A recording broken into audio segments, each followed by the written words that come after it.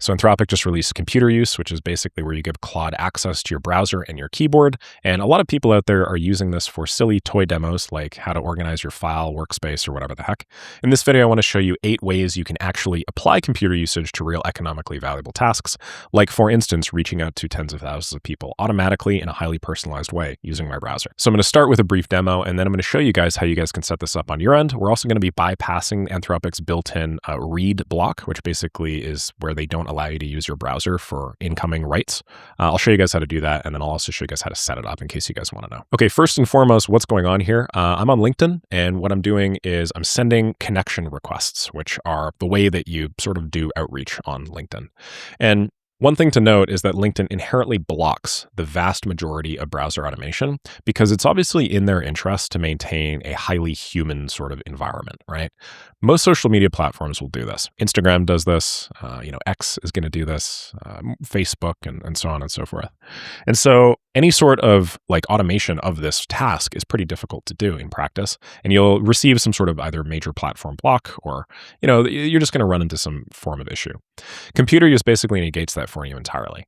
If you feed in the right prompt and then use the right browser analog, you can have whatever automation you want done basically constantly for you in the background. And I foresee a future where we all have 100 Mac minis or whatever the heck is the trending item pretty soon, where stuff like this is occurring on autopilot all the time. How do you actually do this? Well, I'm just going to open up my thread here, and you'll see that what I've done is I've said, I want you to use Computer Use to control my computer and send connection requests to people on this page with the min browser, which is full read-write access. That's important because Anthropic automatically blocks the usage of Chrome, Safari, Firefox, and most other major browser tools for this. Then I say customize each connection request so it doesn't suck. Use a connect request like, hey, first name, saw, casual version of company name, and I think we'd vibe quite a bit given our interests. So when I have Computer Use on, as you guys can see, the browser looks a little bit different, right? We have sort of that like yellow outline.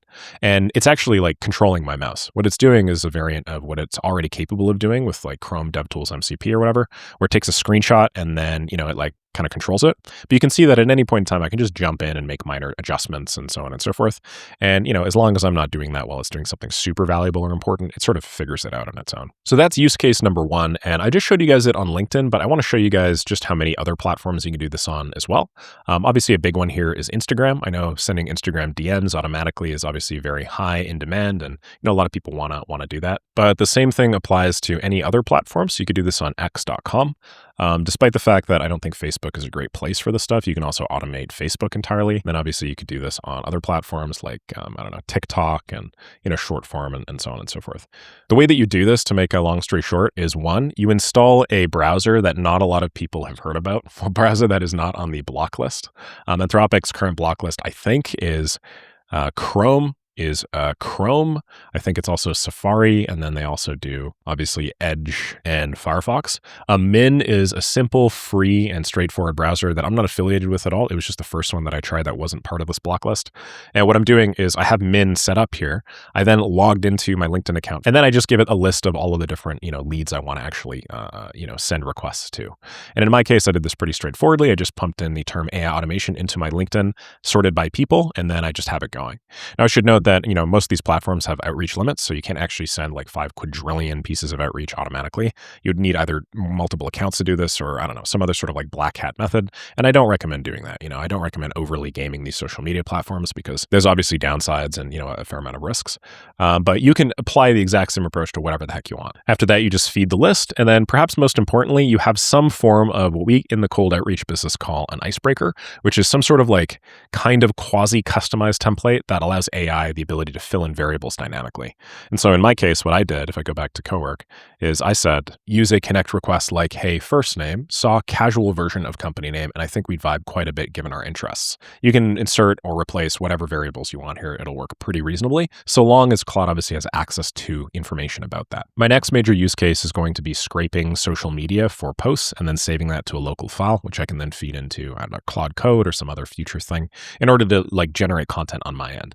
Now, the The issue with doing a lot of this stuff organically is obviously, one, it takes a fair amount of time, but then two, there's no like API-based way to plug this into a workflow. You either have to have like a virtual assistant or somebody do it, or you have to do some sort of hacky workaround. What I'm doing with Claude Computer Use is I'm giving it a really simple and straightforward query, just saying scrape my LinkedIn feed for 10 posts about AI and then save the trending ones to a file for me with Computer Use. And it's just going through right now, basically taking screenshots and then also saving the text to a file. After I'm done with that, I could use the file for whatever I want. So some really cool use cases for this. Obviously, there's like trending news scraper style systems, which is personally what I'm using this for. But there are a variety of other ones as well. You could try like a parasite-based system, which goes through somebody's social media platforms. Again, on platforms that do not explicitly allow or explicitly prevent any sort of browser automation, and then get the text. You could feed that text into AI to have it like rewritten.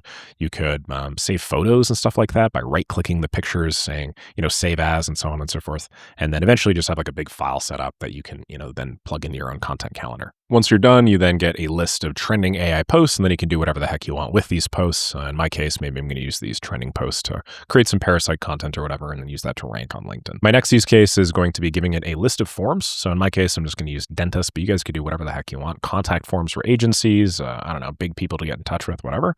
And then just have it actually reach out to them by filling out those forms. And this is valuable because a big chunk of the internet right now is like gate walled by contact forms and so on and so forth. You can't find people's emails, but you can get a contact form.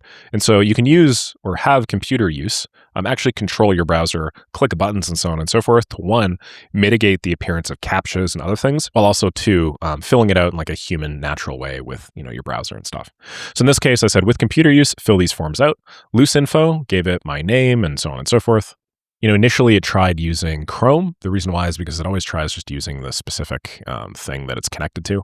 What I'm going to do now is I'm actually just going to go into the Min browser again. It's going to open up some new tabs, I imagine, using the URLs that I gave. And again, it's literally using my keyboard, which is why it's so cool.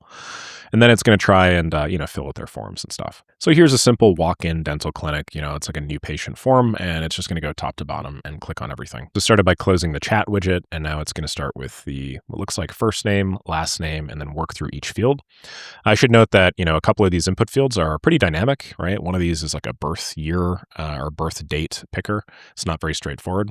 And what it's done is it's just like clicked on 4 things in like 2 seconds for me, and it's just working its way top to bottom. And when all is said and done, it then fills out the form and then submits it. The next one's going to be managing ad platforms without API access. So think of things like Google ads or Meta ads or TikTok ads. Like these platforms all lock down their ads stuff really, really strongly. And then they also just make it a pain in the ass if you do have any sort of API access. The reason why is obviously they just don't want like a fleet of agents that control everything completely automatically. But what's wild is with Computer Use, you can do that. And you can make a fair amount of money in the interim by automating all of that stuff before, they catch up. So this is one of the companies that I run, and we do ads for a fair number of dentists across the Canada area. We typically generate ROAS of anywhere between 8 to 10x, so very strong stuff. And let's just say I want to automate the process of, like turning off ads that aren't very good. So in my case, maybe I want to click through all new patient video ads in the current ads manager page, and then find the cost per lead. I want the inside view, so I actually want it like inside. Not just on this little dashboard. And then I just wanted to turn off the lowest performers. Obviously, I could standardize this in like a bajillion different ways. Hopefully that's clear. I don't just have to do it like super loosely, like find the best ads. I could have strict SOPs where it's like find the top 3 performing ads, find the lowest 5 performing ads, and so on and so forth. But just like I use my own computer and my mouse to do this, I could do this with Computer Use controlling everything. This reminds me of like those Tesla self-driving ads, but like my hand's up here. So I don't know, it's finding the new leads ad, it's seeing that there's no budget, and then maybe it's turning it on or it's turning it off. Hopefully you guys get the point. You can automate the large majority of more or less any valuable knowledge work like this. I think honestly, the thing that I'm coming to realize is the more important thing than actually just like having a list of things to automate. It's just knowing what to automate and then having a pre-existing like SOP for that.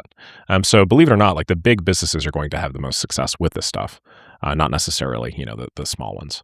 But anyway, here's it going through, clicking on my ad sets and stuff like that, finding the highest performers and then enabling them or disabling them. Another cool use case is uploading and then managing things for YouTube. A very similar idea, so I'm not going to show it here, but what you can do is, in my case, I record a lot of videos via OBS. That's what you guys are watching right now. Previously, in order for me to automate the process of uploading them to YouTube, I had to use the YouTube API, or I had to use some sort of third-party service that connected with YouTube, like Ophonic. And the issue behind uploading things automatically to social media platforms via API is like the current consensus is they will block you or significantly restrict your reach if you do it automatically, again, because they don't want automatically generated content. They want like real user generated content, people to actually click buttons. Well, now you can just have computer use do it for you. You can automate the process. Then you can also get all of the upside of like having organic reach and brand. The next use case is going to be pretty straightforward. I'm just going to have it compile a bunch of invoices to me locally on my computer. Obviously, I could do this manually, and there are probably some API-based ways I could do this as well. But this uses the exact same interface that I do. Very similar to like a humanoid robot. Why do we make humanoid robots nowadays? It's because despite the fact that other types of robots are probably better, our natural environment is geared towards like humanoids, right? So humanoid robots, obviously, despite not being perfect at any one thing, can do everything, which is valuable. In my case, I just have it grabbing the first Appify billing invoice because I pay them for the automation of a few other things that I do. And then it's just going to save that to an invoices folder. $49 US, good Lord. What's funny is I think it was right across the street from their office when I was in Prague. That's wild. I didn't realize they were headquartered down there. Anyway, it's scrolling down now. And then, sorry, I didn't want to show you guys my address or anything, but it went through, it downloaded it, and now, it's in my downloads folder right over here. You can also have it automate some desktop apps as well. Now, this is sort of like the more boring use cases that most other people have shown on YouTube videos, but still pretty interesting. You can have it automate like Premiere Pro, for instance, to identify low waveform points on a graph and then actually cut right at like the lowest point. You could have it do a combination of like terminal-based commands and then I'm just thinking about video editing because I do a lot of video editing right now. GUI-based commands to both shorten it, have Premiere Pro generate captions for you, slap the captions on the video automatically, and then do a couple of other things.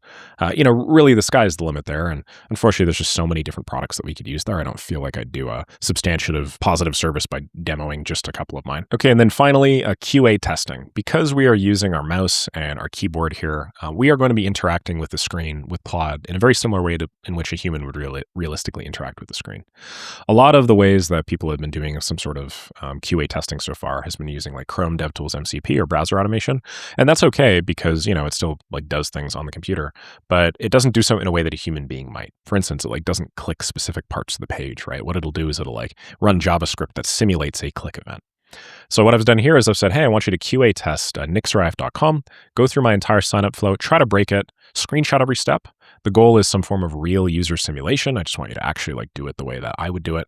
And you can see that it's going to try and break it in like a million different ways. And the reason why this is valuable is because sometimes there are like buttons on a page or features in an app that aren't immediately accessible to something like a browser automation version. Personally, I think this is what like a lot of big teams have probably been doing for at least a little while. I would almost guarantee you the Anthropic team in particular has probably been using it to like stress test their products. But it's going to start clicking various buttons. It's going to try all the different validation approaches and so on and so forth. And this isn't a product. It's just my own personal website. But hopefully you guys can see how you'd be able to scale up an approach like this to make it as substantive as you want. All right, so how do you actually get this set up? It's actually really straightforward. First of all, this is in research preview mode. So some of the features that I just showed you may be invalidated if you're watching this video like 2 or 3 months from now. But realistically, all you really need to do is just like download and then install the Claude Code desktop app. So you can do that by just going to Claude desktop app. Okay, give that button a quick click. You'll go to the downloads page, and then we have a couple of different options here depending on if you guys are on like Mac OS or Windows. Now, in my case, I'm on Mac OS, so I'm just going to click download on Claude desktop. That's going to open up this page in the top right-hand corner. You can see it done this a couple of times because I wanted to reinstall it. Then all you do is you drag the Claude app over to applications. I'm not going to do that because it's going to reinstall it for me and I already have it installed. And then just type Claude to actually open up the app. Once you're done with that, you'll have access to 3 different tabs: Chat, Cowork, and Code. Right now it's available for Cowork and Code, not inherently Chat. But in order to do this, just go to Cowork.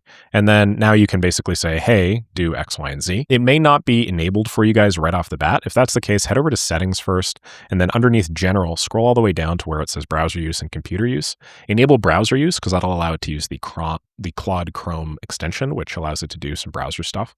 And then also enable Computer Use, which allows it to take screenshots and control your keyboard and mouse in apps that you allow. Then you can do any of the demos, that I say, and, just in order to maximize the probability that it actually uses the Computer Use feature, I have so far just been appending or prepending my requests with the term Computer Use. Otherwise, sometimes it'll just try doing API stuff. The reason why is probably because it's very token intensive, and I'm sure they'll figure out ways to make it less token intensive over time, but right now this is the simplest manner. Okay, and then the last thing is you need some sort of browser app that does both read and write access. The one that I'm using right now is called minbrowser.org. If this does, for whatever reason, get patched or whatever, you can also just look up other browsers that are safe, hopefully open source. That would be ideal. The way I did that is I just went into Claude Code and I said, like, find me 20 different browsers. And, one of those ended up working. Okay, so that's it. Hopefully you guys appreciated this look into how to actually make money with Claude Computer Use. It's not just fancy toy demos here, but, if you apply it to a couple of interesting workarounds, you can make some cool things happen. And you can also take advantage of browser fingerprinting and stuff like that. Aside from that, if you guys enjoyed this video, please subscribe to the channel. Something like 70% of people aren't, and I'm trying to grow as quickly as I can right now. So you'd be doing me a big solid. Check out my 4-hour Claude Code course for more on how to use Claude for economically valuable ends. And I will catch all y'all in the next video. See ya.